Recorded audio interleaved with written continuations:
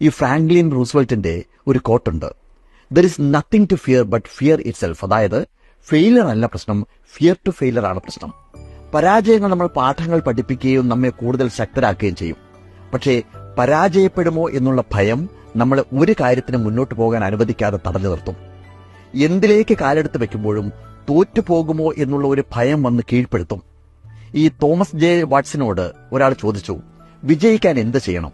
Watson പറഞ്ഞു, നിങ്ങളുടെ ജീവിതത്തിൽ പരാജയത്തിന്റെ എണ്ണം കൂട്ടിയാൽ മതി എന്ന്. ജീവിതത്തിൽ വെല്ലുവിളികൾ വേണം, പരാജയങ്ങൾ വേണം. അങ്ങനെ നേടുന്ന വിജയത്തിന് കരുത്തുണ്ടാവും. മുത്തച്ഛൻ ഒരേ വലിപ്പത്തിലുള്ള 2 ചെടികൾ വാങ്ങിക്കൊണ്ടുവന്നു. ഒന്നിനെ മഴയോ വെയിലോ ഒന്നും കൊള്ളാത്ത ഒരു സ്ഥലത്ത് ഒരു ചട്ടിയിലാക്കിയിട്ട് വെച്ചു. മറ്റതിനെ മുറ്റത്ത് നട്ടു. പേരക്കുട്ടിയോട് മുത്തച്ഛൻ ചോദിച്ചു, ഇതിലേതാണ് കൂടുതൽ പുഷ്ടിയോടെ വളരുക? കുട്ടി പറഞ്ഞു, മുത്തച്ഛ, അകത്തുള്ളതാണല്ലോ കൂടുതൽ സുരക്ഷിതമായിട്ടുള്ളത്. മഴയും വെയിലും ഒന്നും കൊള്ളാതെ അതിന് സുഖമായിട്ട് വളരാമല്ലോ എന്ന്. മാസങ്ങൾ പിന്നിട്ടപ്പോ കുട്ടിയുടെ കണക്കുകൂട്ടലുകൾ മുഴുവൻ തെറ്റിയത് അവന് മനസ്സിലായി. അകത്ത് കൊണ്ടുവച്ചത് അതേ നിൽപ്പാണ്.